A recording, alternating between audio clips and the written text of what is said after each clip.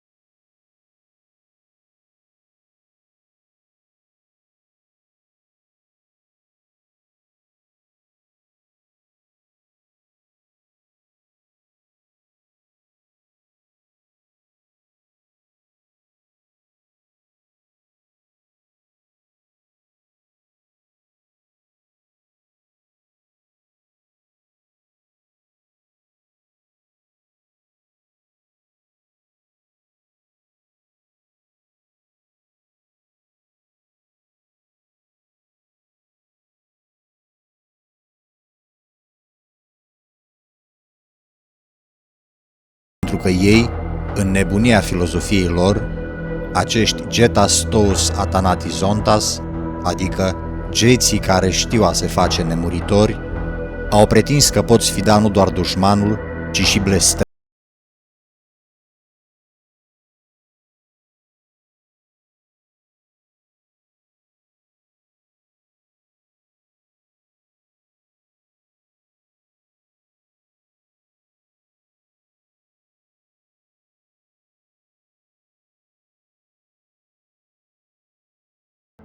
Acesta este ultimul portret al dacogeților, văzut prin ochii mirați ai anticilor, care au scris prea puțin.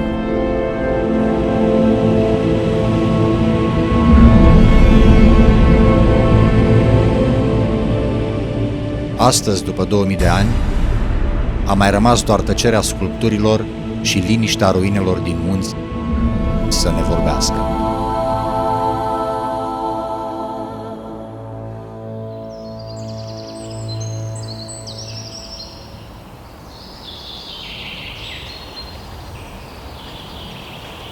Draco.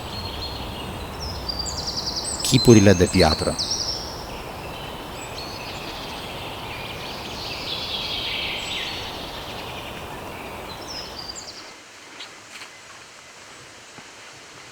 Oricine mi iese în cale mă întreabă: hei, bunule, tu trebuie să știi, pentru că ești în relație mai strânse cu zeii. Ce ai mai auzit despre daci?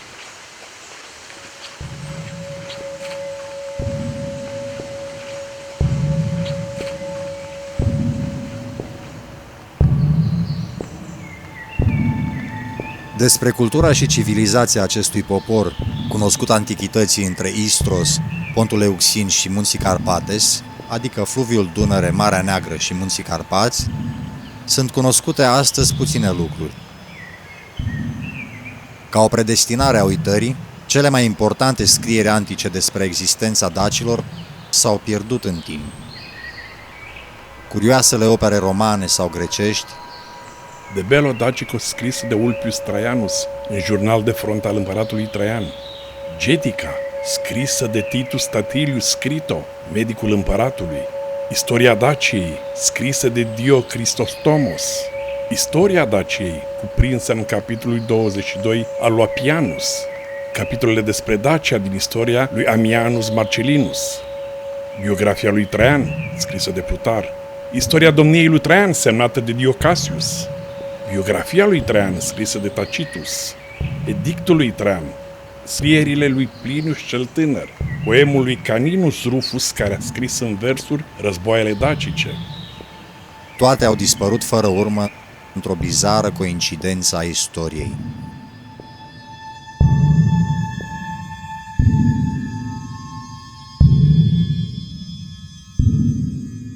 Între denumirea de daci sau geți, autorii antici romani și greci pun semnul legal.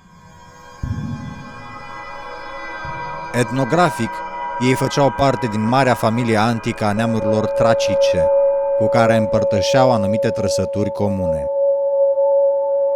Tragediile, cunoașterea, creația sau spiritul triburilor dacogete vor rămâne însă, din păcate, în majoritate necunoscute nouă, pentru că Se spune că dintre vechii traci nimeni nu cunoștea scrierea. Ba încă socoteau toți barbarii ce locuiau în Europa că este o mare rușine să se folosească cineva de scris.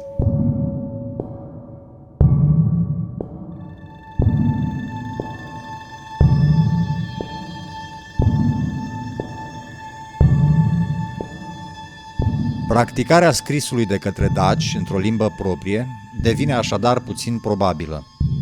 S-au găsit în Dacia până în prezent doar câteva inscripții autohtone de dimensiuni reduse, scrise fie în alfabetul grec, fie în cel latin. Din nefericire, nu există o literatură proprie a dacilor care să ne descrie din interior întreaga lor cultură și civilizație. Istoria dacilor continuă să fie plină de lacune, controverse și enigme îngropate.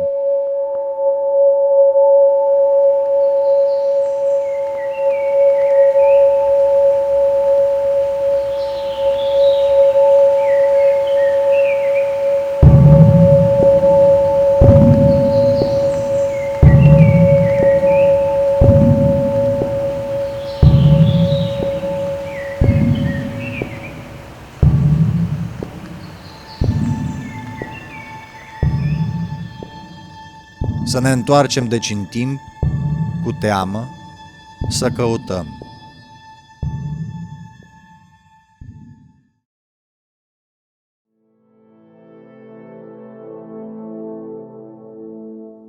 În ținuturile din jurul arcului Carpaților până la Dunăre și Marea Neagră se găsesc zeci de triburi dacogete, împărtășind o limbă comună de origine tracă, astăzi dispărută.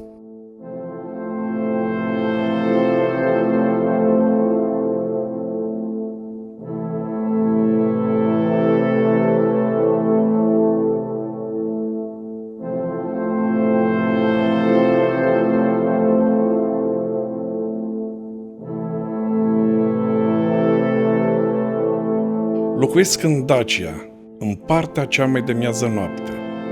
Dacă începem de la apus, anarții și teuriștii și costobocii, iar de dedesubtul lor vin predevansii și ratecensii și caucoensii. Tot așa, mai jos de aceștia sunt biefii, burii și contensii. Și mai jos de ei, albocensii, potoaletensii și sensii. După, care sunt în parte cea mai de miază noapte, saldensii, ceagiștii și piefigii.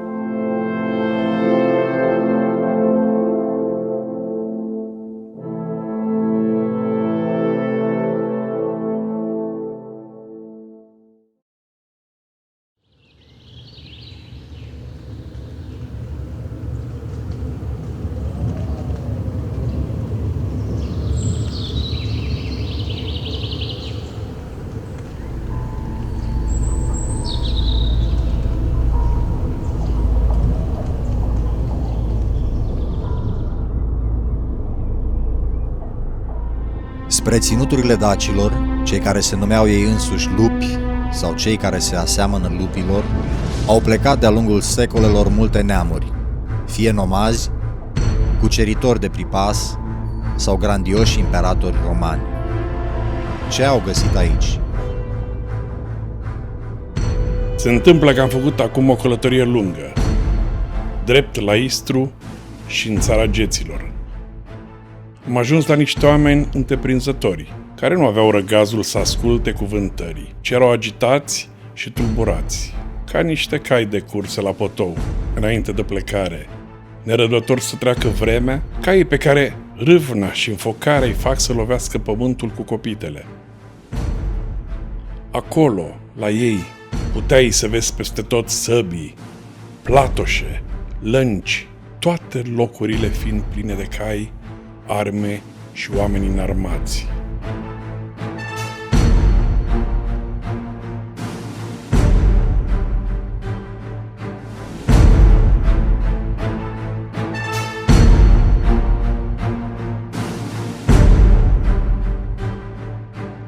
Tot despre ei mai aflăm că Dacii sunt nedezlipiți de munții lor. iar Curion a ajuns până la Dacia, dar l-au înfricoșat tenebrele pădurilor.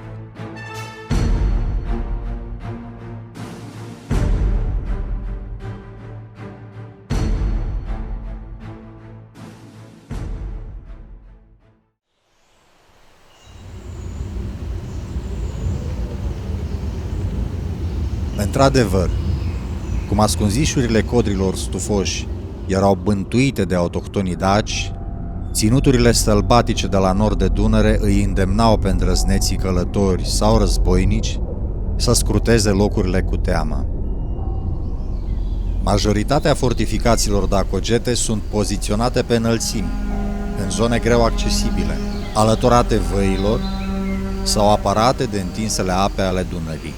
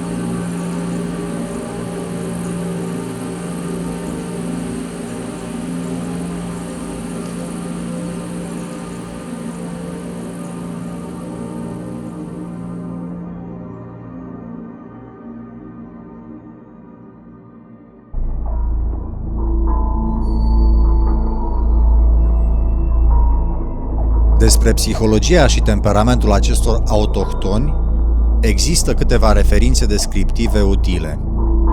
În anumite texte antice, ei sunt catalogați geții cei aspri. O dovadă a austerității lor o constituie și poezia lui Publius Ovidius Naso.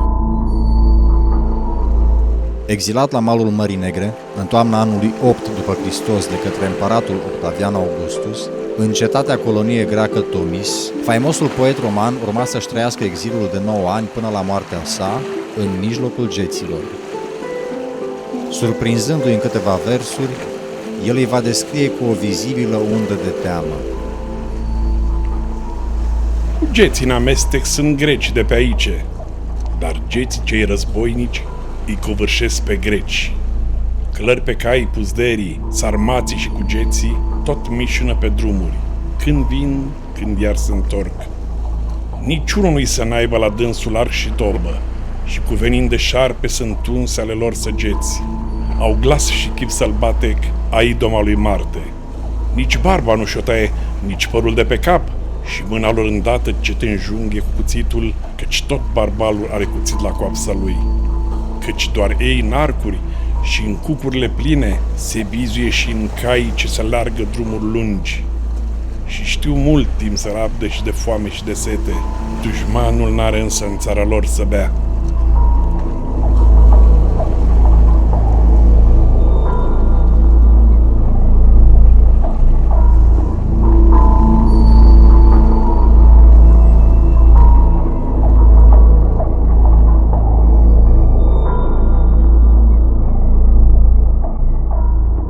Reprezentări artistice ale chipurilor de dacogeți s-au păstrat destul de multe până azi, risipite în muzee din întreaga Europa.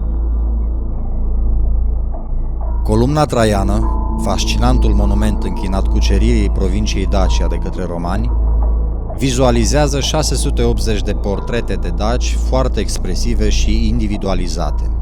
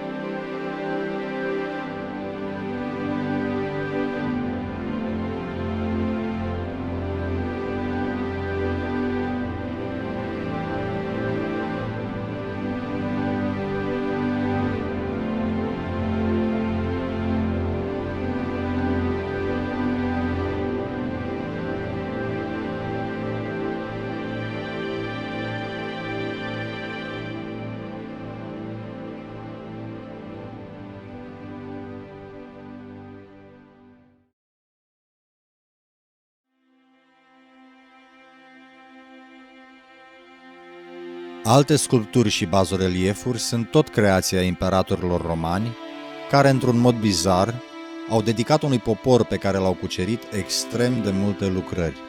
Asta spre deosebire de alte popoare antice ocupate, considerate barbare, cum ar fi galii, germanii sau parții. Majoritatea statuilor, în număr de aproape 100, au fost amplasate odinioară în inima Romei, în forul lui Traian.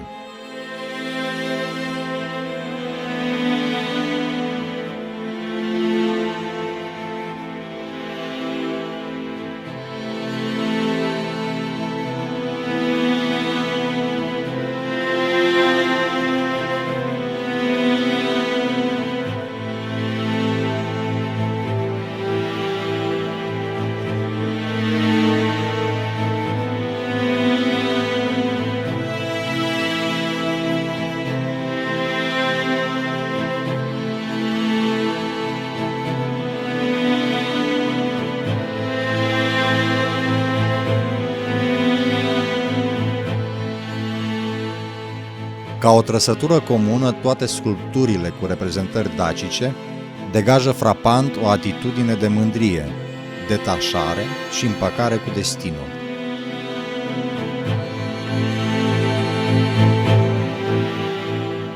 Intenția sculptorului de a imprima această stare se observă ușor. Nici o înfățișare de dac nu are aerul umilinței, ci din contră, se resimte un respect față de subiect, poate chiar admirație.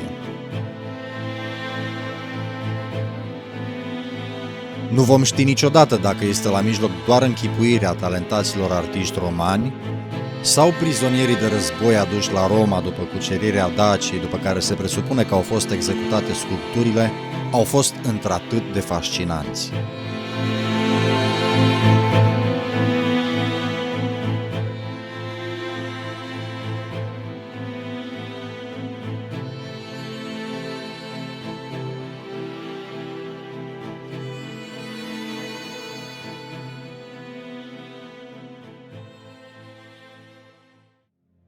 Precum alte neamuri ale antichității, La daci sarmați, bărbații își tatuează corpul. iar Însemnarea pe brațul dacilor se transmite până la a patra generație.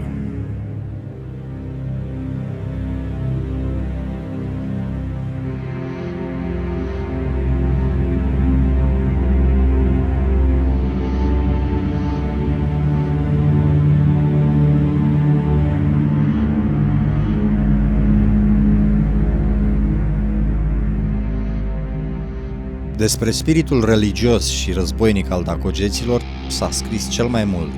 El este principalul subiect al relatărilor făcute de puțini autori antici, ale căror lucrări s-au păstrat timp de 20 de secole. Contemporanii, vizibil marcați de prezența tulburătoare a geților, îi catalogau Un neam vecin cu statul roman, neam oțelit în lupte și iubitor de război. sau, aducând vorba despre mozaicul de popoare care trăiesc în Tracia, Unele dintre acestea sunt sălbatice și cu totul gata să înfrunte moartea, mai ales geții.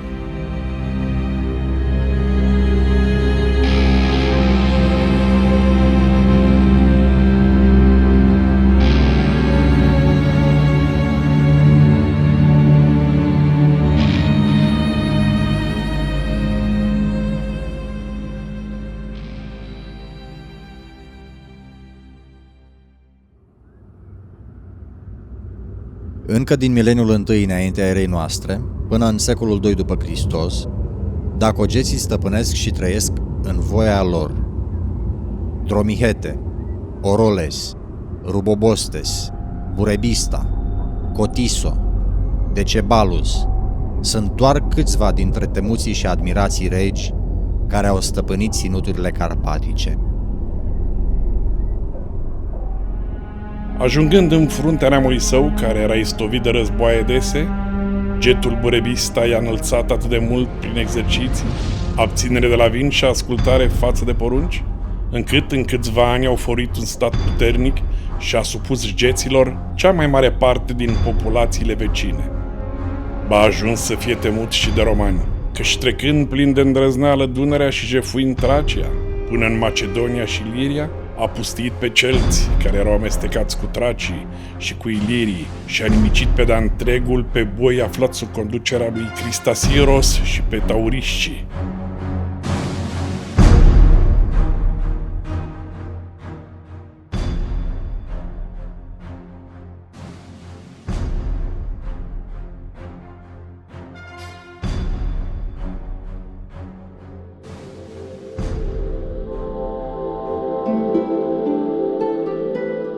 Regele Diurpaneus, supranumit după victoriile împotriva romanilor din anul 87, drept Decebalus, adică cel curajos sau cel puternic cât 10 oameni, este cel mai faimos conducător dac.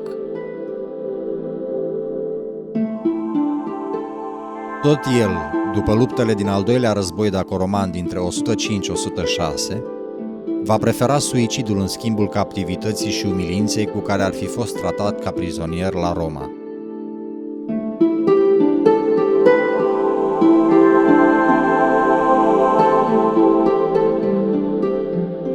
Despre el aflăm că Duras, care domnise mai înainte, lăsase lui Decebal de bunăvoie domnia, pentru că era foarte priceput la planurile de război și iscusit în făptuirea lor, știind să aleagă prilejuri pentru a-l ataca pe dușman și a se retrage la timp.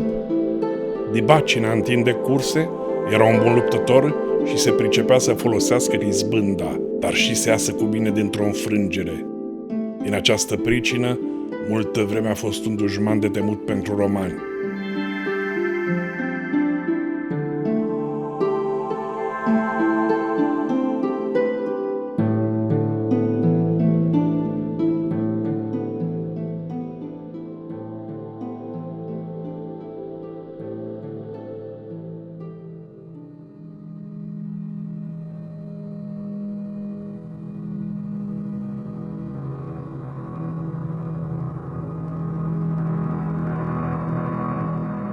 Împăratul roman Marcus Ulpius Nerva Traianus, cuceritorul Daciei în anul 106, în timpul căruia Imperiul Roman va cunoaște cea mai mare întindere din istorie, vorbea cu admirație și respect despre straniul popor al geților, care au fost mai războinici decât oricare dintre oameni ce au trăit cândva, și acestea nu numai trupului lor, dar și pentru că îi înconvinsese să fie astfel slăbitul lor Zamolxis. Crezând că nu mor, dar că își schimbă locuința, ei sunt mai porniți să lupte decât ar fi înclinați să întreprindă o călătorie.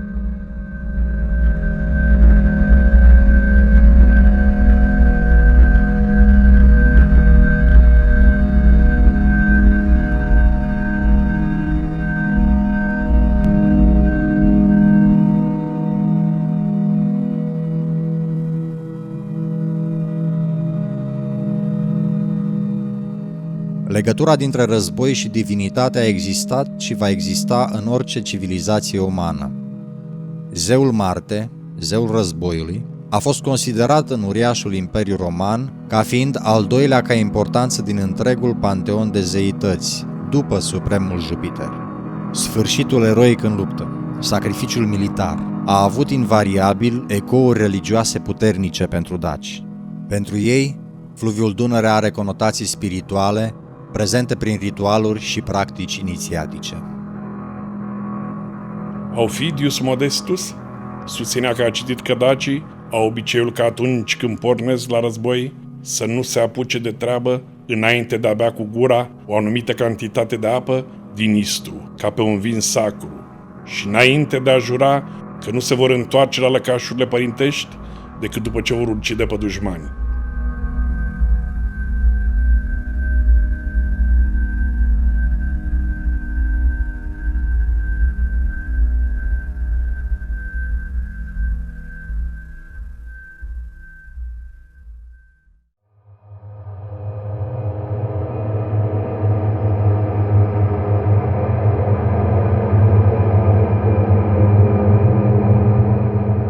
Cea mai enigmatică trăsătură a civilizației dacogeților este legată de spiritualitatea lor. În jurul ei s-au construit foarte multe teorii, mai mult sau mai puțin extravagante, care continuă să adune mulți entuziaști ai misticismului religios dacic. Într-adevăr, bizuindu-ne pe întreaga istoria geților, nu ne putem îndoi de cele spuse de Poseidonius, că neamul lor râvna pentru cele divine a fost un lucru de căpetenie.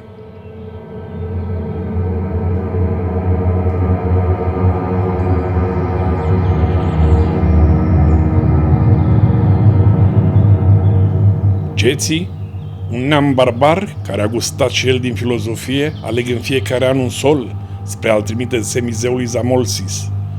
Zamolxis a fost unul dintre apropiații lui Pitagora, așadar este înjunghiat cel socotit cel mai vrednic dintre cei ce se îndelnicesc cu filozofia.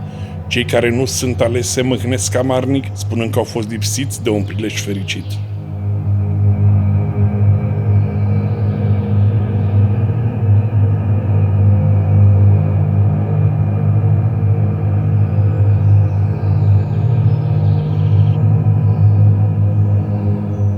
deocamdată mai aflăm că prin înșelăciune și magie, regii geților impun supușilor lor teama de zei și buna înțelegere și dobândesc lucruri mari.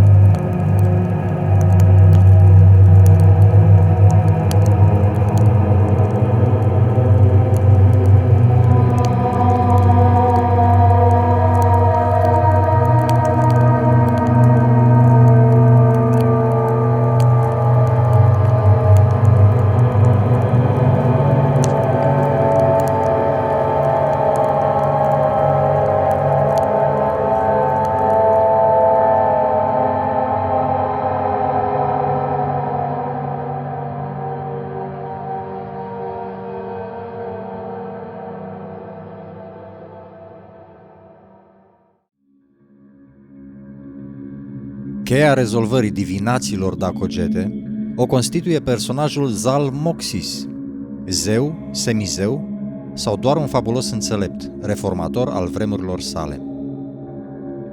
Zalmoxis, identificat în textele antice cu variațiunile de Zamolxis, Samolxis sau Salmoxis, a fost considerat de mulți istorici ca zeul suprem din panteonul getodacic. Despre el însă informațiile contemporane sunt foarte reduse. Zeitate uraniană, cu un cult celest, solar, sau divinitate chtoniană, a fecundității pământului. Explicarea cultului lui Zalmoxis rămâne extrem de controversată și mereu provocatoare. Unii dintre autori consideră chiar că religia zalmoxiană a favorizat o mai rapidă convertire a dacogeților la creștinism. Această teorie este mai ales vehiculată de mediul creștin ortodox român, fiindcă ar arăta predispoziția românilor pentru această religie încă de acum mai bine de 2 milenii.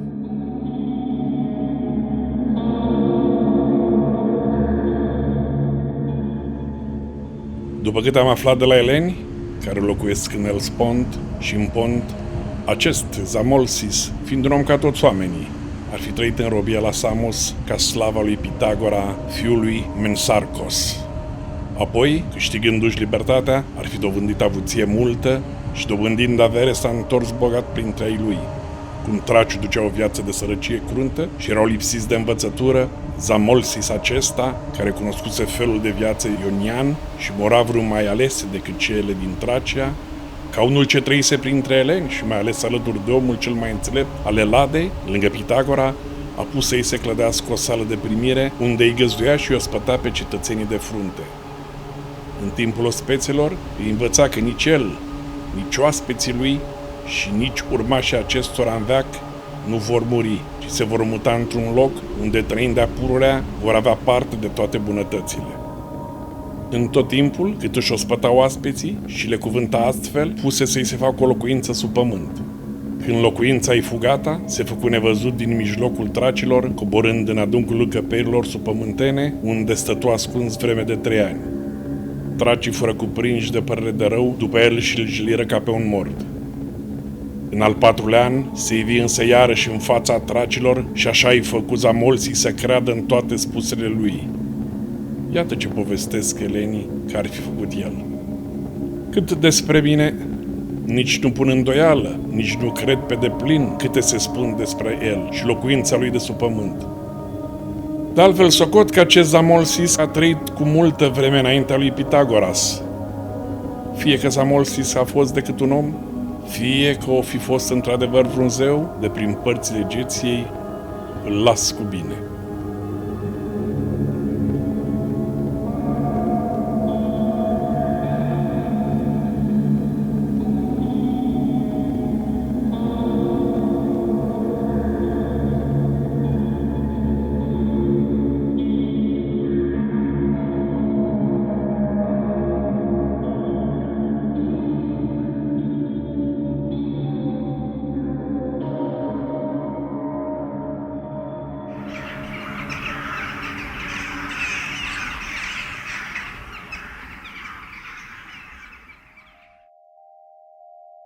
Pitagora mai avea și un alt adolescent pe care îl dobândise în Tracia, numit Zamolxis, deoarece la naștere îi se aruncase deasupra o piele de urs. Tracii numesc pielea aceasta Zalmos. Îndrăgindu-l, Pitagora l-a învățat să cerceteze fenomenele cerești și să se priceapă la sacrificii și în alte ceremonii în cinstea zeilor. Unii spun că el mai este numit și Thales, iar barbarii îl adoră ca pe Heracles.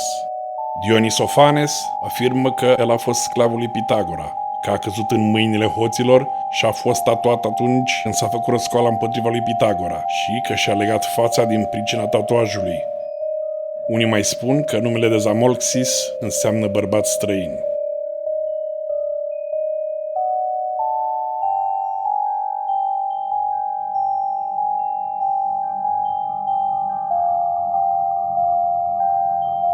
Într-o altă explicație a cuvântului Zalmoxis, de data asta trecut cu forma Salmoxis, aflăm că aceasta semnifica în antichitate și Cronos, un dans și un fel de cântare. Înțelegând că el era tradus de învățații greci prin zeitatea lor sinonimă Cronos, și mai interesant că Zalmoxis este inventatorul unui anumit dans și cântec ritualic care îi purta numele.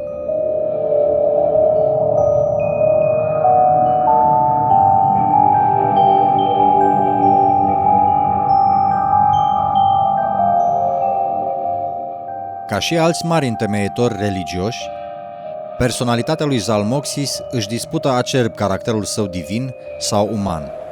O delimitare clară ne este imposibilă în prezent, manuscrisele antice fiind ambigue. În textele în care este umanizat, Zalmoxis este un personaj cunoscător al unor practici medicale excepționale. Învățătura sa, explicată de medicii traci ce luaseră contact cu lumea grecească, afirmă principiul holistic. Că după cum nu trebuie să încercăm a îngriji ochii fără să ținem seama de cap, nici capul nu poate fi îngrijit, neținându-se seama de corp.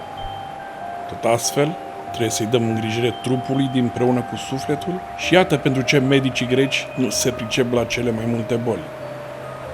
Pentru că ei nu cunosc întregul pe care l-au de îngrijit. Dacă acest întreg este bolnav, partea nu poate fi sănătoasă.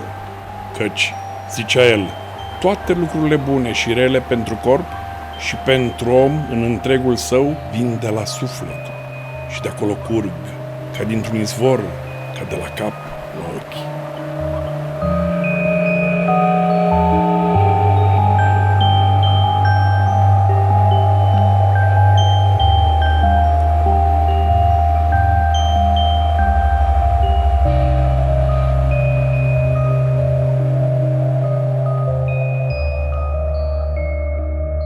Pentru că a învățat pe geți aceste lucruri și pentru că și le-a scris lor legi, Zalmoxis a fost considerat cel mai mare zeu al lor.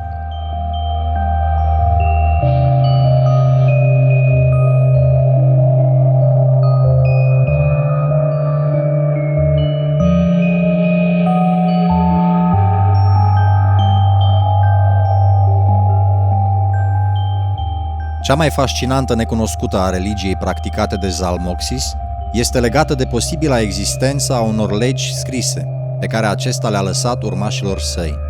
Nu avem nicio informație despre conținutul lor, însă despre ele aflăm că Deceneu, mare preot al cultului în secolul I înaintea erei noastre, Transcriind aceste legi, ele se păstrează până astăzi sub numele de Belagine.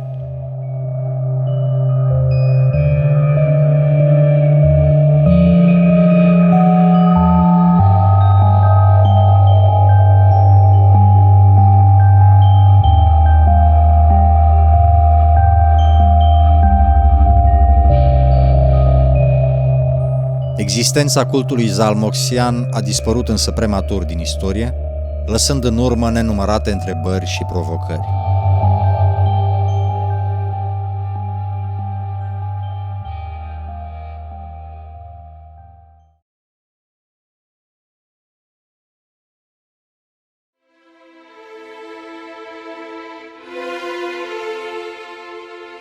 Odată cu anul fatidic 106 era noastră, dacogeții se vor îndrepta spre nemurire. Terminându-se și cel de-al doilea război cu romanii, în urma căreia Dacia va deveni o altă provincie a Imperiului, foarte mulți daci își vor găsi liniștea luându-și viața pe meterezele Sarmisegetuzei, grandioasa lor capitală.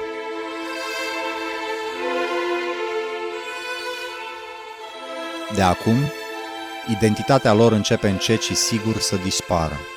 Vremea geților neînfricați a trecut.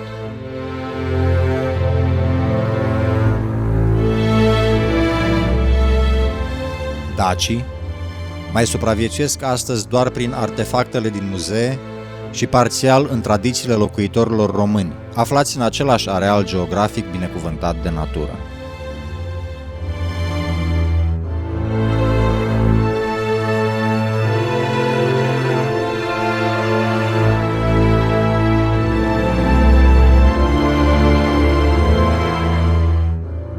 Chipurile și sufletele lor s-au împietrit în statui și în povești neștiute, așa cum au și trăit, fără de teamă.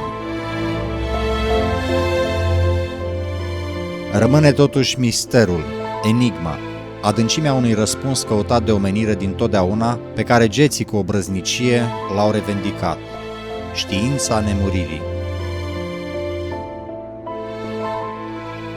Cine mai crede în Zalmoxis și în știința acestuia de a păcăli moartea? În pădurile fermecate din munții Orăștiei, șuierul îngrozitor al Dracoului mai poate fi auzit în nopțile cu lună plină.